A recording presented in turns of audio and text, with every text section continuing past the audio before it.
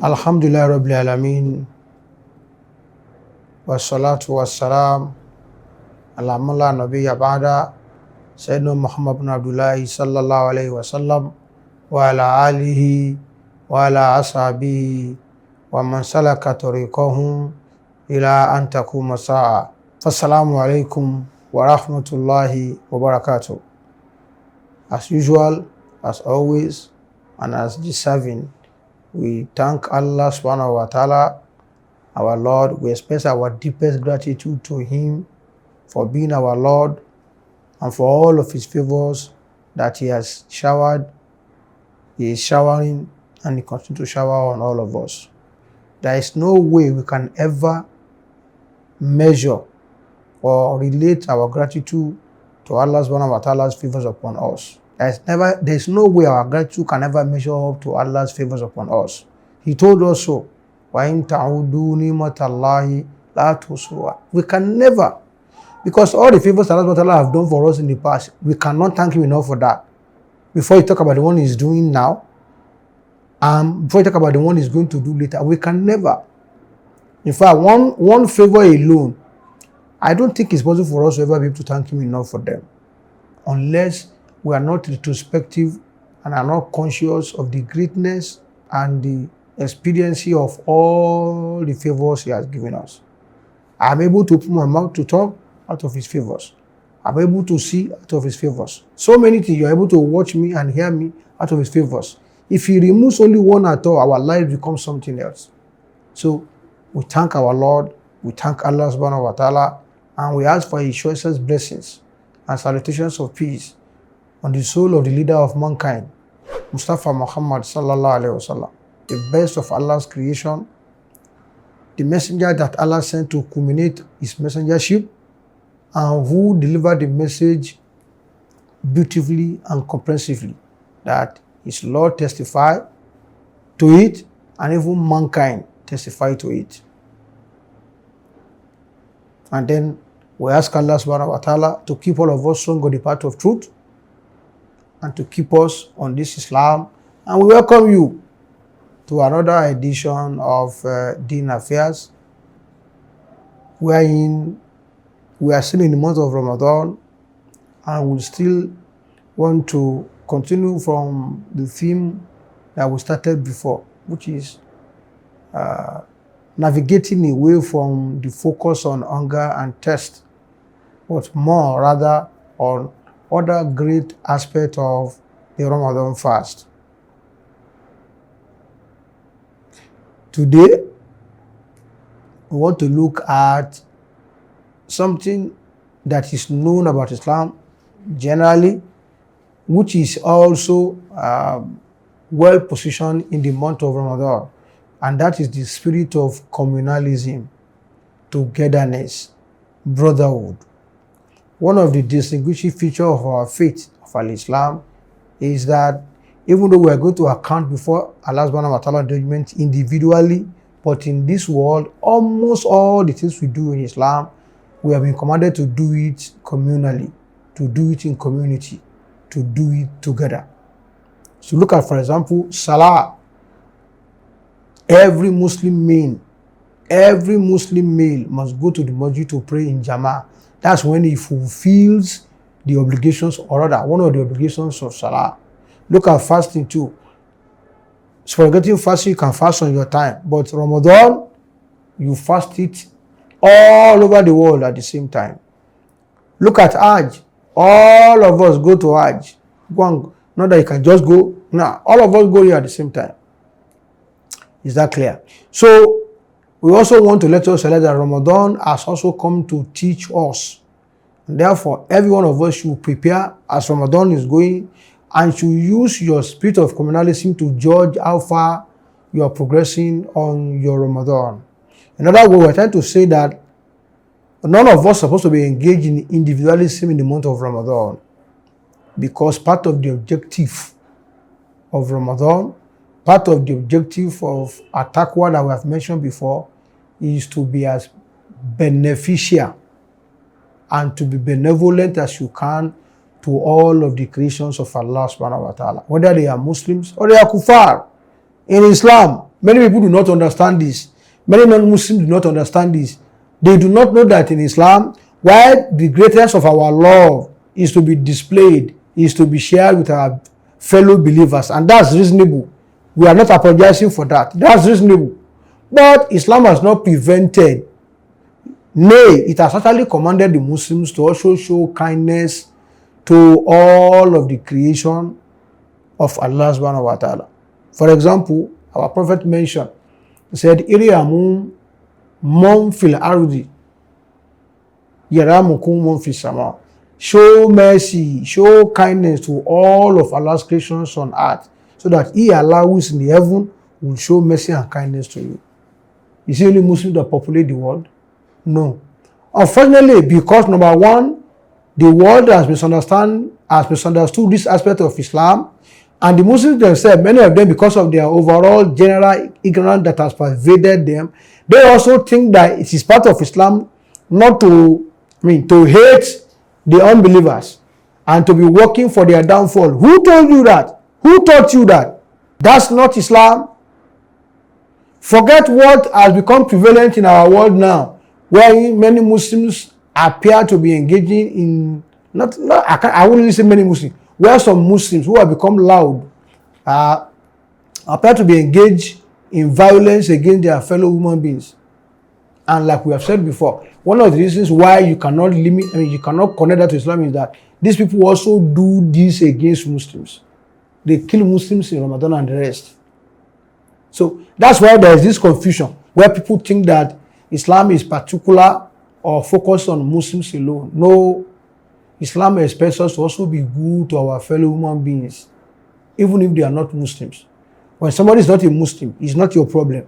It's not you he believes in. It's not you he disbelieves in. It's Allah. Allah is the one that will judge them. Anyone who does not believe in Allah, Allah is the one that will judge the person. It's not for the Muslim to now have this wrong idea that every non-Muslim must be hated, must be fought, must be antagonized. No. I just quoted the hadith for you from the Prophet sallallahu alaihi wasallam. So in Ramadan now, particularly among Muslims, this spirit of communalism is greatly encouraged. So one of the ways that we should demonstrate this is that when we want to break our fast, when you want to break your fast, do not focus on yourself alone. Help your fellow Muslims. Help your fellow Muslims when you want to break your fast. And from as little as giving a fellow Muslim date. Imagine, if you buy 10 dates, for example, today you buy 10 dates, and you share 9 with other people and you take 1. Exactly, 10 pieces of date. You share like that, you have gotten for yourself 10 reward. 10. All those 9 are your own, without diminishing the reward of those other 9 people themselves. Imagine now doing that one throughout Ramadan. Can you imagine the multiplication of the reward you are going to get? Then, you want to take it a notch up. What do? Actually invite people to come and eat with you in your house. Invite people. If Allah has blessed you, invite people. If it's one person, it's okay. It's 2 people, it's 3 people, 4 people. One of the Salaf, Abdullah ibn Umar, he never breaks his fast except the community of fellow Muslims.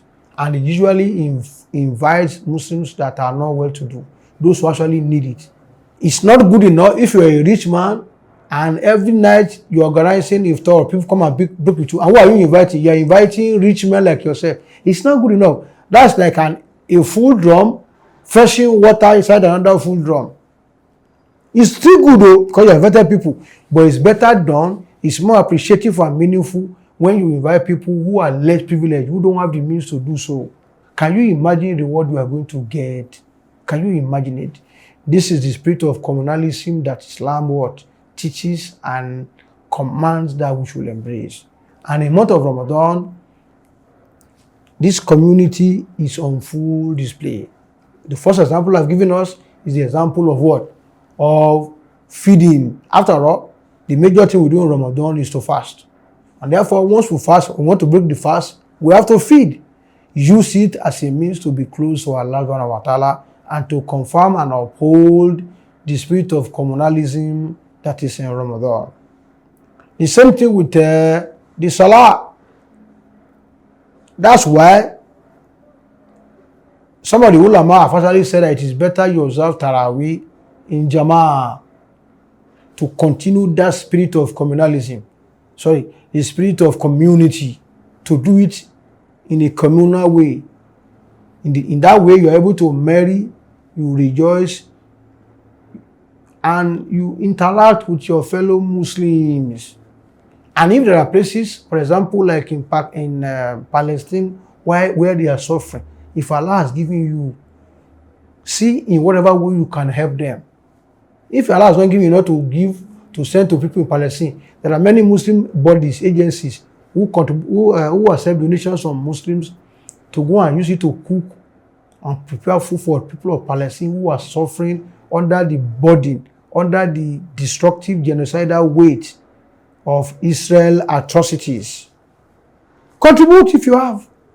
If you don't have any of them, you don't know any of them, you can't reach out to them, then around you, foster the spirit of communalism we are talking by what? By helping people to break their fast. The same thing extends to basic sadaqah. Basic sadaqah. If it is 100 naira, if it is 50 naira, if it is 200 naira, that you can give people, so that you are, because when you give people things like that, they become aware, they become happy that they are part of a community that cares about them, that is concerned about them. And in that way, they know that this Islam is truly a communal faith.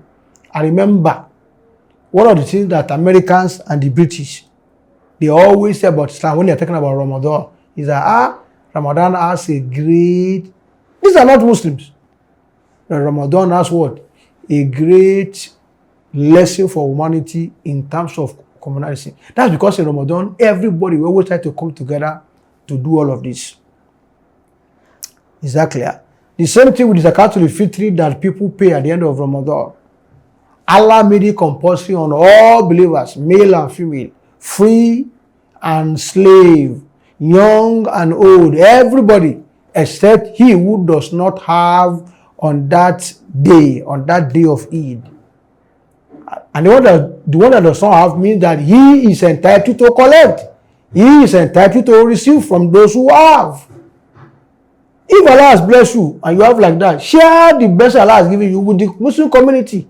Give your fellow human beings, your fellow Muslims who do not have, so that they too can celebrate in happiness and enjoy. This is part of the spirit of what? Communalism. The spirit of community that is part of Islam and which Islam promotes greatly, which some Muslims are aware of it and they are doing their best to uplift it. Some Muslims are not aware, they just want to be individualistic. This is not part of Islam and it's not part of the lessons Ramadan has come to imbibe in you and I.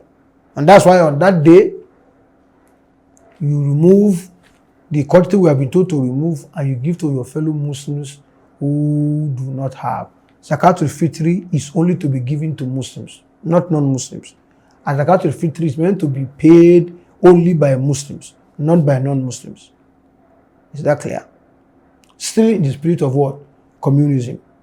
The same thing happens when all of us on the day of Eid were also told to what? To troop out, all, including women who are menstruating or who are undergoing post-childbirth blood, who normally they will not pay even if they come to Eid. Islam says they must still come to share in the spirit of that word, community. Can you imagine? Islam says go out, go and participate in the joy of the Muslims, in the festivities, in the community of the Muslims. Even though you will not pray, go. Even women who might not have the proper dressing that Islam has prescribed, the jilbab that covers the entire body, but Islam said they should borrow from their fellow women. Borrow, you don't have. Because ordinarily a Muslim woman is not supposed to go out unless she dresses well, covering all parts of her body. You don't have, so you think that will excuse you from going to the Eid prayer ground to participate in the communal activity of the Muslims or the festivities. He says borrow from your friend, borrow from your neighbor, so that you can participate in the affairs the joy of the Muslim, thereby promoting that communality that Islam greatly emphasizes. Is that clear? The same thing, there are people who might not be able to fast, or they will fast with difficulty. Islam says you should do what is called fidya. Feed the people who are poor in the month of Ramadan. Bottom line, the point we are trying to make here, as one of the aspects of the lessons of Ramadan, we should imbibe, we should not forget, and we should focus less on only the eating and the drinking, food and hunger. The communism is that Ramadan will impress upon you to always be concerned about your fellow human beings, so that even after Ramadan departs, the spirit and the lesson it has taught you, regarding community, regarding communalism, will endure with you till before the Ramadan, so that throughout the year, the Muslim is engaged in activities that fosters community, that fosters togetherness and brotherhood of the Muslims. Because don't forget, Ramadan came to teach us, like we have mentioned, all of these things in it, not only to be used in the month of Ramadan, but also to be used after the end of Ramadan, which means after Ramadan, the next month is Shawwal. The lessons you have learned and all those good things that we have talked about that you have done in Ramadan should continue in Shawwal. After Shawwal is Zulqa'dah, should continue in Zulqa'dah. After Zulqa'dah is Zulhijjah, should continue in Zulhijjah. It should continue till Muharram. Is that clear? Till Safar. Right? Till Rabiul Awal, Rabiul Thani, Jumada al-Ula, Jumada al-Thaniya, then Rajab, then Shaban again, and then we enter Ramadan again. Imagine if the Muslims do this throughout all the months, after they have learned all of these things from Ramadan. They do it throughout all of the months till before Ramadan will come again. Even if all the lessons will not be there, but some will still remain with you till the next Ramadan. You see that the Muslim community and the Muslim individual becomes glowing testimony to the beauty and the benefit that Islam has for the entirety of the human race. Therefore, you will not be surprised then if people will enter and troop to Islam en masse because of all the good things that they have seen. So you and I, therefore, with Ramadan, we are what? We are advertisers for Islam. We are advertisers for Islam. So let us advertise well so that in it and through it, Muslims and non-Muslims alike can know that all that Islam has to do with is all that is good. Including when they think about Ramadan, they will not be thinking only about hunger and thirst, but rather that Ramadan has also come to teach us, to remind us, and to let the Muslims imbibe the spirit of community. May Allah also make this one easy for us to engage in and assist us to make the world see all of these beautiful, beautiful things that Islam is packaged with. Remember to, as you watch, to like, to subscribe, and to share these posts from Din Affair so that can be of benefit to others among the Muslims, and perhaps Allah can use it to guide the heart of a non-Muslim to Islam. May Allah bless you as you continue to listen to us. Assalamu alaikum wa rahmatullahi wa barakatuh.